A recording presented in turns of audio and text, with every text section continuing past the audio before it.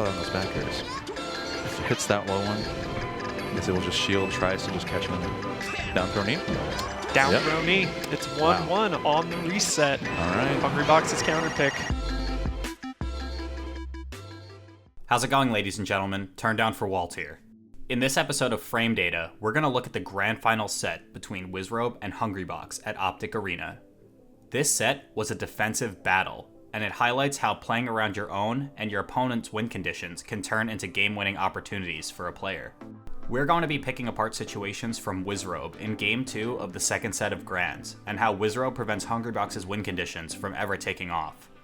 This set showcases how Wizzrobe can take on a seemingly defensive Falcon playstyle to convert small openings into huge punishes. As we break down this game, we're going to focus specifically on the ways Wizzrobe prioritizes win conditions of the matchup in order to create advantageous situations. Let's check it out. Looking at the characters on paper, Jigglypuff seems to have the edge in many facets of the matchup. Jigglypuff can edgeguard Captain Falcon very efficiently and out-prioritize a number of his moves. A Falcon off stage versus any character can typically spell death due to an easily traceable recovery, and especially so against a character like Puff with great aerial mobility. Edgeguarding on the Falcon player's side can be feast or famine as well.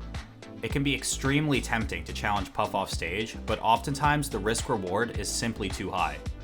Even in situations where a kill can be guaranteed, any offstage mistake can lead to a stock loss for the Falcon. In defense of the Falcon player, down throw knee is a phenomenal kill option for Captain Falcon, with the understanding that Puff can crouch underneath Falcon's grab. Hungrybox posted a very informative video on Puff's options against down throw knee, which will be linked in the description below, and in short, she doesn't have many. According to HBox, the only out Puff has in a down throw knee situation is to win a frame battle with a rest. At worst, the Puff will likely die to the knee anyway, so there's almost zero risk in attempting this. But at best, the Puff player can net themselves an additional stock. HBox goes on to explain that fighting a Falcon is best done vertically rather than horizontally, since the Puff is capable of more follow-ups in a vertical space, while Falcon can cover a horizontal area much more quickly. What makes Wizzrobe's approach to the matchup so interesting is in how well he handles HBox's vertical advances. Throughout the set, you'll see Wizzy camp top platform on stages that have one, and use stomp and up airs as disruptors to Puff's aerial drift.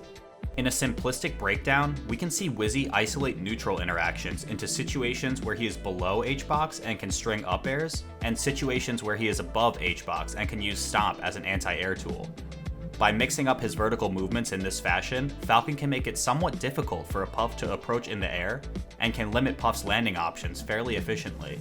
So with that being said, some of HBox's keys to this game are the following: control vertical space and evade Falcon's aerial disruptors, punish and abuse Falcon's shortcomings as a character, and avoid getting grabbed when able, which can be accomplished through neutral or through the use of crouch. On Wizzy's side, a few of his missions in this matchup are control horizontal space to build percent with an emphasis on maintaining center stage, recognize grab opportunities to find early kills with knee, and avoid overcommitting when able, which can also be accomplished in neutral.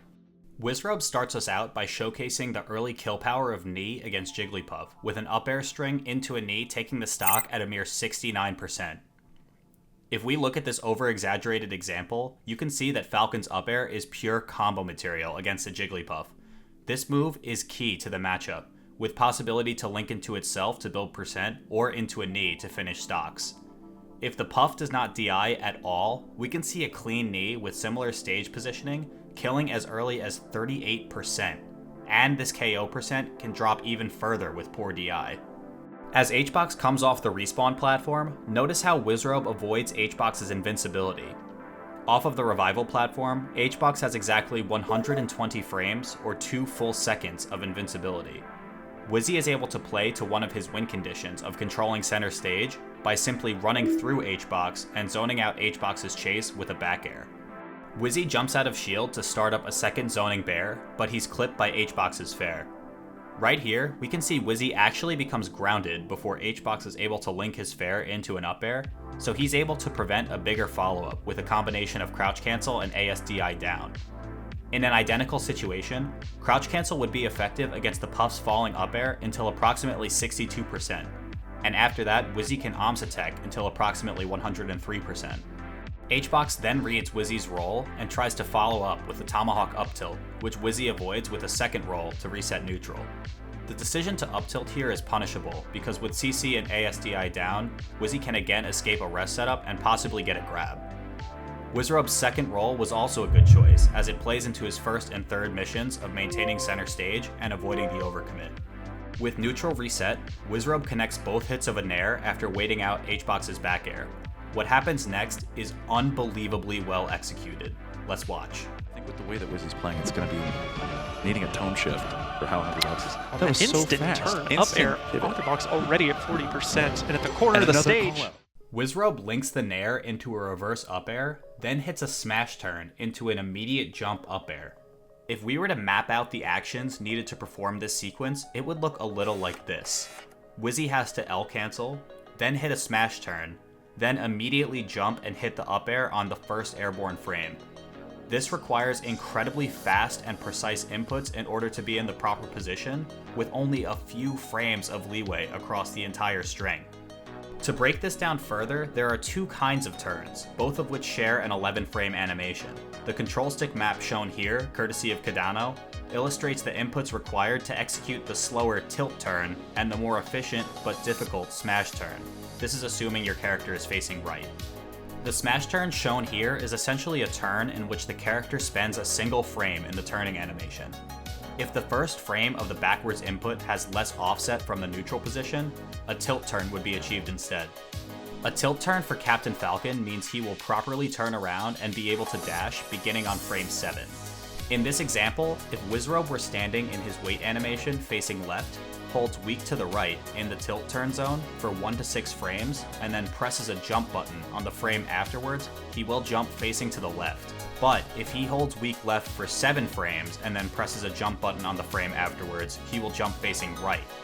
What we can take away from this is that for Wizzrobe to execute the more challenging smash turn, he needs to move from a neutral position on the control stick to full backwards as quickly as possible. On average, this motion needs to be executed within half a frame, or 8.33 milliseconds. After recollecting, H-Box gets caught by an offstage knee. While this knee does go against the strategy to maintain center stage, the risk-reward paid off for Wizzrobe. With absolutely zero DI here, this knee would have closed out the game. H-Box survives, however, and descends to the ledge where he's clipped by a drop-down up air. On the second recovery, H-Box preemptively uses a falling dare and is able to move inward. H-Box fades back after hitting a fair on Wizzy's shield, and Wizzrobe uses a wave dash down to bait out a response.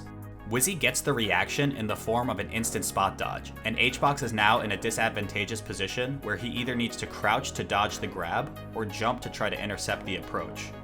Remaining crouched would have allowed H-Box to avoid the grab, but H-Box would be forced into punishing the miss with anything but a rest due to his high percent. With the grab confirmed, Wizzrobe is able to wrap up the stock with a down throw knee. Wizzrobe takes advantages in the Puff matchup in a way that seems almost counterintuitive to the more represented fast-paced playstyle for Captain Falcon.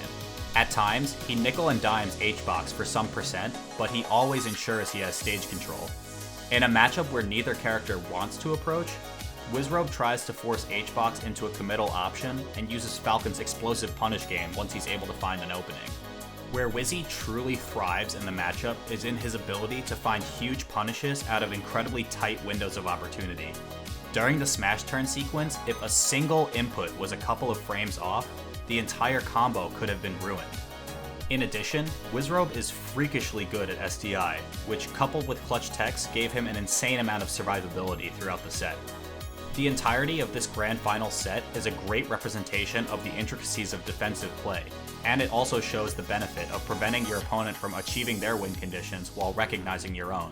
Wizzrobe set up his win conditions, remained calm under pressure, and executed, leading to a 3-2 victory over Hungrybox and crowning him as the champion of OpTic Arena. What's up, ladies and gentlemen, Walt here.